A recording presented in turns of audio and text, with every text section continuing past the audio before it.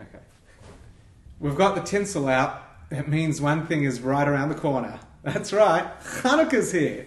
We've got all the decorations, and I hope you've got yours too. You probably have your menorah, dusted it off, brought out the candles, got the dreidel fingers spinning, invested in an immense amount of chocolate money. And this year, of course, sugar-free. 72% cacao is the best that you can get. But before we actually get into the traditions of Chanukah, I think it's important that you be aware that the version of the Chanukah story that you've grown up with is not actually the accurate version. I don't know how this version became so popular. Maybe it's because it's so much more Disney-like than the real version. You see, the classic version of Chanukah is that they attacked us, we ran to the hills, we fought them back, we got Jerusalem back, oil on the menorah burnt for 8 days, and whoopie-doo, we celebrate Chanukah. While all those facts are true, there's a whole lot more to this story. So let me give you the real version before we get to the tradition.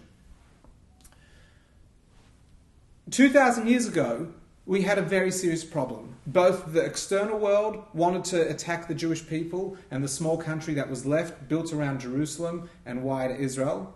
But there was also an internal divide of where many of the Jews living inside Israel no longer wanted to affiliate with traditional Judaism. They wanted to progress Judaism so that it would become more a cultural lifestyle, which would fully integrate with the Greek, Assyrian and Hellenistic philosophies. There was a small group of Jews that became pariahs and had to leave to the hills outside of Jerusalem, the Judean hills, for their own protection, both from the Greek Assyrian armies as well as their own brothers and sisters in Israel. These people became known as the Maccabees, from the house of Hashmonai. Over a small period of time, they were able to build a small militia, and they began their fight, which would last many, many months and even years. As their small victories accumulated, many people started joining their armies. And eventually it became a war between the Hellenist army and the Jewish army. This was no longer about culture, this was about Jewish continuity. Over the next period, the Jews would reconquer Jerusalem, they would take back the Temple Mount, and they would clean the temple from all other deities. Now, that's the version we all have. In the search for oil, they couldn't find, and then they eventually found one small flask of oil, lit the menorah with it, and lo and behold, instead of the oil burning out after 1 day, the oil kept burning until they were able to get some new oil, a total of 8 days later. What a miracle! Well, you can imagine when the news spread that the menorah had stayed lit for 8 days, that people were just going off their nut. And of course they were going to come to Jerusalem, celebrate in the temple. Farmers dropped their plows and came back to Jerusalem to celebrate, except one man, Judah the Maccabee. Judah the Maccabee didn't leave his military position. In fact, he stayed outside of Jerusalem while the celebrations were taking place. And he fortified the walls. And when people asked him, "Why are you doing this? Come celebrate," he said, "The war's not over. While the miracle has taken place, there are still many more battles ahead." And Judah Maccabee proved to be right. Every city-state around Israel came and attacked the Jews over the next 6 months, and some years it would be repeated over and over again. The people saw Judah was right and the military fought off, until eventually this country was consolidated and its land was protected.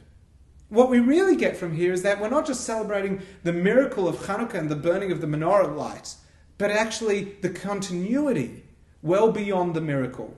You see, Judah internalized the miracle and used it as a source of inspiration to maintain, to continue going, to continue fighting, to continue protecting, and never assume that everything is going to be perfect until the very end of time when things will be perfect.